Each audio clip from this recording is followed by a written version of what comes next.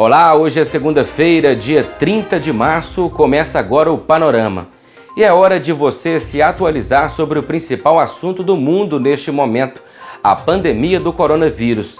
E na edição de hoje você vai ver: decisão judicial do Ministério Público do Trabalho libera um repasse ao Hospital Nossa Senhora Auxiliadora para a compra de insumos necessários ao combate do Covid-19. Tem também as informações da Receita Federal, que manteve o prazo para a declaração do imposto de renda.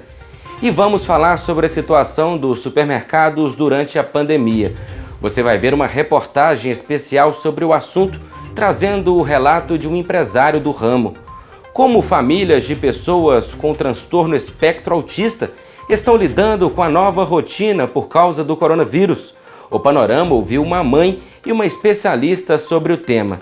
E o quadro Panorama pelo Mundo, desta vez, é direto da Irlanda. Vamos saber como estão as mudanças por lá por causa do Covid-19.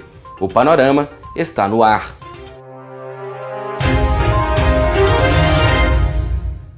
Passa de 724 mil o número de infectados pelo novo coronavírus e 34 mil mortes em todo o mundo. Atualmente, mais de 152 mil pessoas se recuperaram da doença. No Brasil, até o momento, são 4.256 casos confirmados da doença e 136 óbitos. Em Minas Gerais, já são 231 confirmações. Inclusive, neste domingo, ocorreu a primeira morte por Covid-19 no estado. Trata-se de uma idosa que estava internada no Hospital Biocor, em Nova Lima, região metropolitana de Belo Horizonte. Já em Caratinga, até a última atualização do boletim epidemiológico pela Prefeitura, no último sábado, o município tinha 47 casos em investigação. Uma corrida contra o tempo marca a luta para dar conta de atender pacientes com o novo coronavírus em Minas Gerais. A procura por assistência médica deve crescer não somente para o Covid-19. A chegada do outono também potencializa os perigos das enfermidades respiratórias devido ao ar mais seco. Na semana passada, um hospital provisório com 800 leitos começou a ser construído pelo governo do estado em um galpão de 18 mil metros quadrados no Expo Minas, na capital. Há a previsão de mais de 100 vagas de alta complexidade a serem abertas em um anexo ao local. A Polícia Militar também busca leitos ociosos em cidades como Uberlândia, Barbacena, Juiz de Fora e Divinópolis. O governo de Minas estima perdas de 7,5 bilhões com a arrecadação do Imposto sobre Circulação de Mercadorias e Serviços, o ICMS, enquanto a Federação das Indústrias do Estado, a FIENG, prevê um corte de 2 milhões de postos de trabalho deste ano. Lideranças de classe e executivos de grandes redes já defendem que governadores e prefeitos revejam medidas no combate à pandemia. Em Caratinga, um grupo de empresários saiu em carreata pelas ruas da cidade na última sexta-feira para solicitar a reabertura do comércio. Os participantes temem que o fechamento das lojas traga uma crise financeira à região. Na última sexta-feira, uma decisão judicial do Ministério Público do Trabalho liberou um repasse para que o Hospital Nossa Senhora Auxiliadora compre insumos necessários para o combate do Covid-19. Nesta sexta-feira, o juiz titular de Vara do Trabalho, Jonatas Rodrigues de Freitas, decidiu pela liberação de recursos disponíveis para o Hospital Nossa Senhora Auxiliadora em Caratinga para aquisição de produtos e insumos necessários neste momento de pandemia do coronavírus, declarado pela Organização Mundial de Saúde. No documento, são apresentados os números de casos de contaminação pela doença no Brasil e no mundo e as recomendações de medidas protetivas para conter os avanços da Covid-19. R$ 13.713,38 é o valor liberado ao HNSA. Em relatório enviado pelo hospital e já autorizado, constam os seguintes insumos: 72 unidades de álcool 70%, desinfetante de uso hospitalar 1 litro, caixas com 12, R$ 1.303,92. 700 aventais especiais manga longa, pacotes com 10, no valor de R$ 1.407. 20 mil luvas para procedimentos não cirúrgicos, caixa com 100, valor R$ 6.200. 60 máscaras de proteção PFF2 sem válvula, caixas com 20, R$ 4.200. Tudo isso contabiliza a quantia de R$ 13.110,92. O restante do valor poderá ser destinado à aquisição de outros materiais, como agulhas e catéteres, por exemplo. O documento ainda deixa claro que o hospital deverá prestar contas da aquisição no prazo de até 30 dias, mediante juntada das respectivas notas fiscais.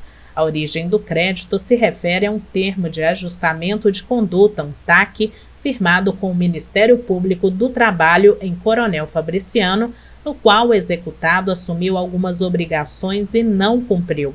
O termo de ajustamento foi firmado em 2016 e executado em 2019, mas só agora foi possível a liberação dos recursos. Esclareço que a liberação de recurso hoje para o Hospital Nossa Senhora Auxiliadora de Caratinga é proveniente de um termo de ajustamento de conduta firmado com o Ministério Público do Trabalho em Coronel Fabriciano, por intermédio do Dr. Adolfo Jacob, que foi descumprido e, em razão disso, houve uma execução iniciada no ano passado com a obtenção de recursos que estavam disponíveis e hoje, a pedido do Ministério Público do Trabalho, também por intermédio do mesmo procurador, nós fizemos uma liberação de cerca de R$ 13 mil para aquisição de materiais para o uso dos profissionais da área de saúde no referido hospital, tais como álcool, aventais, luvas, máscaras, e posteriormente o hospital terá que prestar conta disso à Justiça do Trabalho, que por sua vez vai intimar o Ministério Público para manifestar concordância ou não com o ato. Gostaria de esclarecer que esse é um papel fundamental da Justiça do Trabalho neste momento e que nós estamos fazendo isso em atenção, inclusive, a uma recomendação do Conselho Nacional de Justiça, embora direcionada a outra área, a área criminal, mas que neste momento me parece o mais acertado. Há outros recursos que poderão ser futuramente liberados, à medida que eles forem disponibilizados no processo, mas isso só mais à frente que a gente vai poder deliberar. Eu espero que isso contribua com a sociedade e que todos nós colaboremos, façamos a nossa parte para evitar que esse mal maior aí que está chegando se prolifere na nossa região. A Secretaria de Receita Federal anunciou que pretende manter o prazo de entrega da declaração do Imposto de Renda 2020. Mesmo diante das medidas de contenção do coronavírus, todos os contribuintes devem concluir o processo até dia 30 de abril. A decisão foi divulgada por meio da Assessoria de Comunicação do Ministério da Economia. A Receita Federal estabeleceu novas regras temporárias para o atendimento ao público, mas optou por manter serviços que podem ser solicitados via internet, como a regularização do CPF e a entrega da declaração anual do Imposto sobre a Renda de Pessoa Física. O endereço eletrônico para acessar esses serviços é receita.economia.gov.br. Entre as exigências que obrigam a fazer a declaração está ter recebido rendimentos tributáveis acima de R$ 28.559,70 durante o ano de 2019, o que dá uma média de R$ 2.379,97 por mês. No último balanço da Receita Federal, divulgado no dia 19, mais de 5 milhões de declarações já haviam sido entregues. Com a pandemia causada pelo coronavírus, os reflexos são inevitáveis em diversas áreas do comércio, até mesmo nos supermercados que estão autorizados a abrir as portas, se nota uma mudança na rotina. O momento é inédito. A maioria das pessoas nunca vivenciou uma pandemia, que é caracterizada por uma enfermidade epidêmica amplamente disseminada. Mais do que mudar o comportamento das pessoas, o coronavírus tem mudado hábitos e seus reflexos estão por toda parte, principalmente no comércio, que se viu obrigado a baixar as portas para evitar a aglomeração e, com isso, o risco de contágio. Mas alguns estabelecimentos permanecem funcionando por serem considerados essenciais, como é o caso das farmácias, postos de combustíveis, setores da área de saúde e supermercados. Este último está tendo que se desdobrar para atender a alta demanda. Sem saber direito o que pode acontecer no futuro, muitas pessoas estão estocando alimentos em casa, o que não é recomendado, já que não há problemas de abastecimento por enquanto em nossa cidade. Ari Soares é proprietário de uma rede de supermercados em Caratinga e faz um balanço sobre a situação dos estabelecimentos. O supermercado do Irmão vem sempre, né, preocupando com os clientes, com os nossos funcionários, colaboradores, trabalhando seguros, né, com toda a segurança contra os coronavírus, né, e nós estamos aí com bastante mercadoria ainda. Eu pediria aos clientes que não comprassem muito para estocar em casa, apesar que não está faltando alguns produtos, né, de mais necessidade, como álcool gel, nem se fala. Então a gente está mantendo os preços para os clientes por enquanto. Mas a tendência é subir, porque vem aí, o dólar subiu muito, as indústrias também estão fabricando, né, com menos pessoas, o custo fica maior. Os caminhoneiros, por exemplo, fretam, está tendo restaurante na estrada para trazer mercadorias. Então está complicado o país, mas o supermercado do Irmão lá vai indo. Nós temos estoques aí bastante, se a pessoa não correr para comprar tudo, pode servir para muitas pessoas aí durante os 30 dias aí tranquilo. Sobre chegar mercadoria, sempre está chegando algumas, inclusive vão chegar para nós agora esses dias 2 carretas de arroz, leite nós estamos com bastante lá, mas a tendência é faltar leite, o pessoal pode, né, ter uma falta de leite aí. Então eu acho que nós estamos fazendo o possível para ajudar a controlar e também manter os nossos clientes bem sucedidos aí, juntamente com os nossos fornecedores, com os nossos colaboradores, né, para que possamos fazer um bom trabalho aí. O empresário também fala sobre as mudanças ocorridas nos atendimentos nesse momento de isolamento social e orienta o consumidor sobre como fazer a sua compra de forma adequada nesse período. Ele afirma ainda que tem feito contatos frequentes com fornecedores para repor mercadorias, só não sabe ao certo quando irá recebê-las, mas que ainda existem estoques para atender a demanda da cidade e região.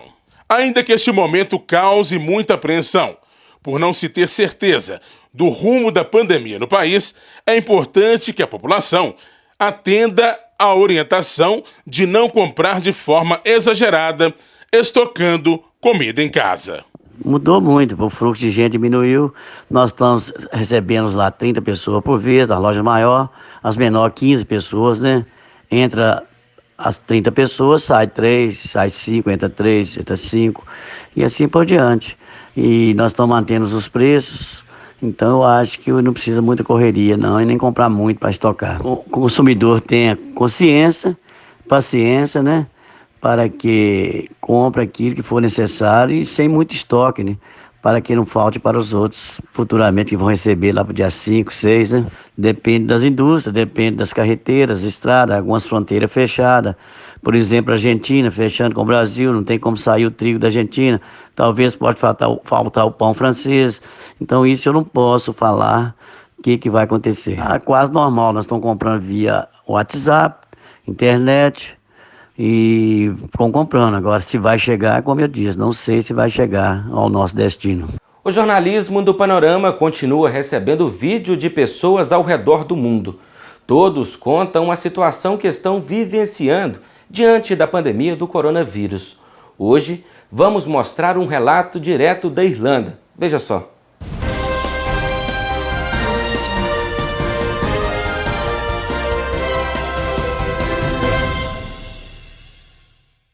Ei pessoal, tudo bem? Eu sou o Diego, eu moro aqui em Dublin, na Irlanda, já fazem 5 anos.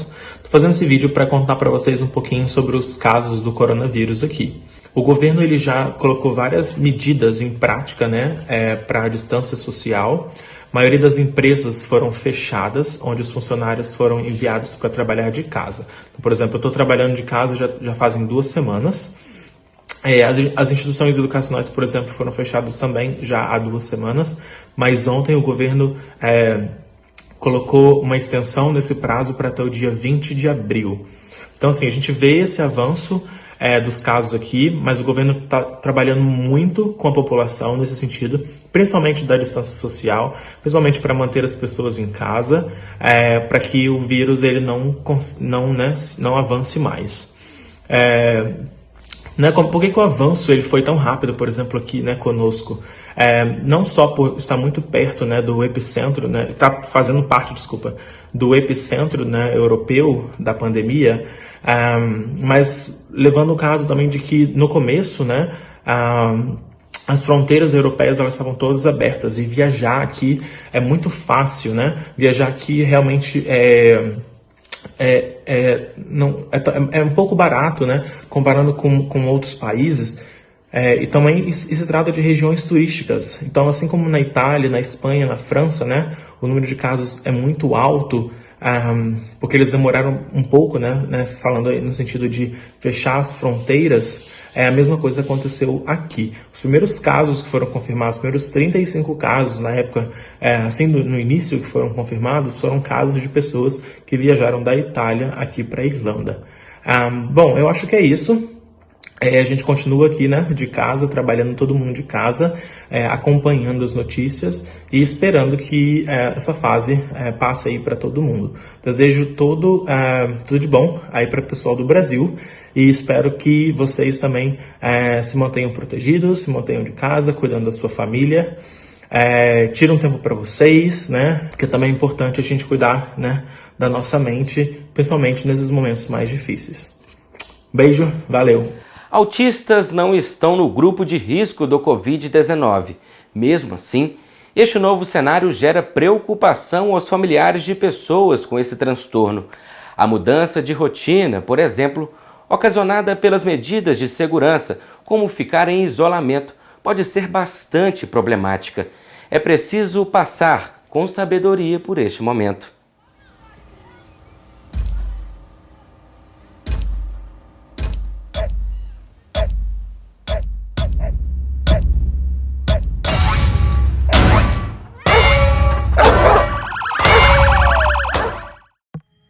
Que rotina de casa a gente pode proporcionar para essas crianças que continue estimulando elas? Eles têm um universo dentro de si. Estamos falando de pessoas que têm o transtorno espectro autista. Com certeza, o momento em que vivemos é um propulsor de nossas ansiedades e medos. É difícil acordar diariamente com as notícias de aumento de casos e mortes pela Covid-19 e amanhecer repletos de incerteza de quando essa tormenta vai passar. Mas você já parou para pensar como tem sido a situação para famílias com pessoas com autismo?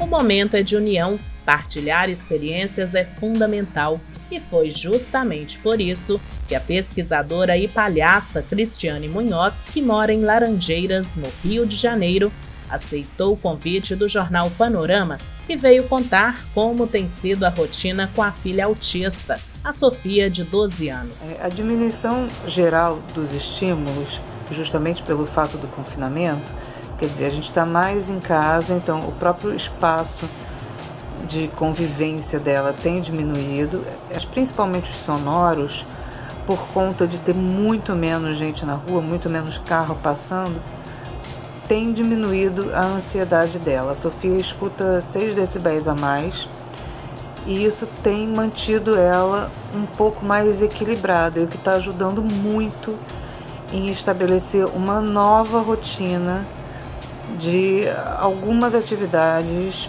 para ela durante a semana, que é o que eu tenho tentado fazer e que eu sugiro para quem quiser fazer, Embora crianças autistas não sejam consideradas grupo de risco, as abruptas alterações de rotina provocadas pela chegada da Covid-19 ao Brasil refletem absolutamente na vida de pessoas com transtorno espectro autista. O que eu sugiro é durante a semana, se a gente puder ter, por exemplo, num dia, um exercício de uma habilidade que ela esteja precisando, por exemplo, habilidade motora fina para escrever, ou se ela tiver num dia mais agitada, alguma atividade sensorial com bolas, quem tiver aquela bola de exercício de pilates em casa é bacana, e ir dividindo por dia com coisas da casa, com coisas que a criança goste, quer dizer, dessa rotina típica do domicílio, né? A partir dessas coisas que não tem na escola, para criar outros estímulos interessantes para essa criança dentro do universo daquilo que ela precisa desenvolver. Grande parte das pessoas diagnosticadas com autismo apresentam um enorme apego à rotina e podem ter o comportamento e o humor completamente afetados pelas necessárias e imediatas mudanças que temos que fazer agora. Nossa reportagem procurou a psicóloga Helenice Aredes para dar algumas dicas para que este seja um momento um pouco mais tranquilo para essas famílias. Primeira coisa que nós precisamos proporcionar é uma possibilidade de compreensão do que está acontecendo atualmente. Então, as pessoas que estão no espectro, elas se beneficiam de informações claras e concretas, se utilizando de pistas visuais, de figuras, costuma beneficiar muito. Outra coisa que é muito importante é um espaço de expressão emocional, também expressar emocionalmente de outras formas. Às vezes nós podemos utilizar recursos de comunicação alternativa, como figuras expressando expressões emocionais, também podem auxiliar para que a criança ou o adulto, enfim, possa de alguma forma apontar aquilo que está sentindo. Ficar em casa é necessário, porém, a ruptura da rotina de uma criança autista pode ser bastante problemática. É preciso passar com sabedoria por este momento. Hoje em dia a gente tem vários tipos de recursos de atendimento online e manter contato com os profissionais que acompanham esse paciente também é muito importante para que a gente possa como um todo, colaborar para o bem-estar de todos nós.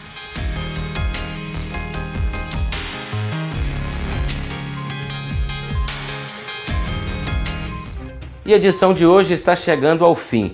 Ao longo da semana, traremos para você as principais notícias sobre a pandemia do Covid-19. Você também pode participar do Panorama enviando suas sugestões para o nosso WhatsApp, que é o 33 998362813. Muito obrigado pela sua audiência e até amanhã.